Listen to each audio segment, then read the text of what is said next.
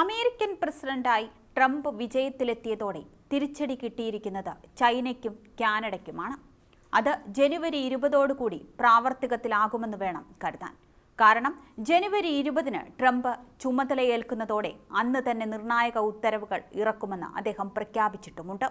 ഇതിൽ ചൈനയ്ക്കും കാനഡയ്ക്കും നല്ല പണി വരുന്ന ഉത്തരവുകളും ഉണ്ടാകുമെന്ന സൂചന നൽകിയിട്ടുമുണ്ട്. അദ്ദേഹത്തിന്റെ സോഷ്യൽ മീഡിയ പ്ലാറ്റ്ഫോമായ ട്രൂത്ത് സോഷ്യലിലാണ് ട്രംപ് നിർണായക പ്രഖ്യാപനം നടത്തിയിരിക്കുന്നത്.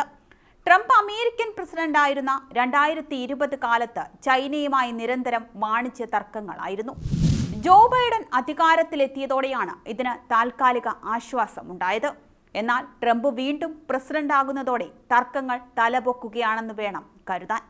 ചൈനയിൽ നിന്നും കാനഡയിൽ നിന്നും മെക്സിക്കോയിൽ നിന്നുമുള്ള ഉൽപ്പന്നങ്ങൾക്ക് ഉയർന്ന ചുങ്കം ചുമത്തുമെന്നാണ് ട്രംപ് പ്രഖ്യാപിച്ചിരിക്കുന്നത്. അമേരിക്കൻ വിപണിയിലെ നിറസാന്നിധ്യമാണ് ചൈനീസ് ഉൽപ്പന്നങ്ങൾ. ഇത് തടയണമെന്ന വാദമാണ് എക്കാലവും ട്രംപ് മുന്നോട്ട് വെച്ചിരുന്നത്. പ്രസിഡന്റായി ചുമതല ഏറ്റെടുത്താൽ നടപടി സ്വീകരിക്കുമെന്നും തിരഞ്ഞെടുപ്പ് പ്രചാരണ വേളയിൽ അദ്ദേഹം പ്രഖ്യാപിച്ചിരുന്നു. ആദ്യ ദിനം തന്നെ നടപടി ഉണ്ടാകുമെന്നാണ് ട്രംപിന്റെ പ്രതികരണം.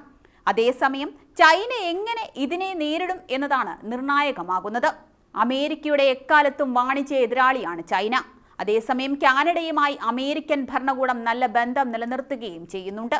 എന്നാൽ ട്രംപ് വരുന്നതോടെ ഈ പതിവും തെറ്റും. ചൈനയുടെയും കാനഡയുടെയും ഉൽപ്പന്നങ്ങൾക്ക് 25% നികുതി ചുമത്തുമെന്നാണ് ട്രംപ് അറിയിച്ചിരിക്കുന്നത്. മെക്സിക്കോയുടെ ഉൽപ്പന്നങ്ങൾക്ക് 10% താരിഫും ചുമത്താനാണ് തീരുമാനം. വിദേശത്ത് നിന്ന് ഇറക്കുമതി ചെയ്യുന്ന വസ്തുക്കൾക്ക് ഉയർന്ന താരിഫ് ചുമത്തിയാൽ സ്വാഭാവികമായും ഇറക്കുമതി ചെയ്യുന്നവർ വില വർദ്ധിപ്പിക്കും. ഇതിന്റെ അവസാന ഇര വസ്തു വാങ്ങുന്ന വ്യക്തിയാകും. ഉപഭോക്താവിന് ഉയർന്ന വില നൽകേണ്ടി വരും. ഇതോടെ ഉൽപ്പന്നങ്ങൾ ഉപയോഗിക്കുന്നതിൽ നിന്ന് ഉപഭോക്താക്കൾ പിന്തിരിയും. പകരം ഉൽപ്പന്നങ്ങൾ കണ്ടെത്താൻ ഇറക്കുമതി ചെയ്യുന്നവരെ ഉപഭോക്താക്കളും നിർബന്ധിതരാകും. ഇതാണ് ട്രംപിന്റെ തന്ത്രം. ചൈനീസ് ഉൽപ്പന്നങ്ങൾക്ക് സമാനമായത് അമേരിക്കയിൽ തന്നെ ഉൽപ്പാദിപ്പിക്കണമെന്ന നിലപാടാണ് ട്രംപിനുള്ളത്. ജോലി സാധ്യതകൾ കൂടാനും നിർമ്മാണ രംഗം സജീവമാകാനും ഇത് കാരണമാകുമെന്നും ട്രംപ് കണക്ക് കൂട്ടുന്നുണ്ട്. അതേസമയം ചൈനയും കാനഡയും ഏത് രീതിയിൽ ഇതിനോട് പ്രതികരിക്കുമെന്നതും നിർണായകമാണ്. അമേരിക്കൻ ഉൽപ്പന്നങ്ങൾക്ക് താരിഫ് ചുമത്തുന്ന നടപടിയിലേക്ക് ചൈനയും കടന്നേക്കും. പുതിയ വ്യാപാര യുദ്ധത്തിന് ഇത് വഴിയൊരുക്കും. ട്രംപ് താരിഫ് ഭീഷണി മുഴക്കിയ രാജ്യങ്ങളിൽ ഇന്ത്യ ഇല്ല എന്നത് നിലവിൽ ആശ്വാസമാണ്. അതേസമയം ഗൾഫ് രാജ്യങ്ങളും ട്രംപിന്റെ വരവ് പ്രതീക്ഷയോടെയാണ് കാണുന്നത്.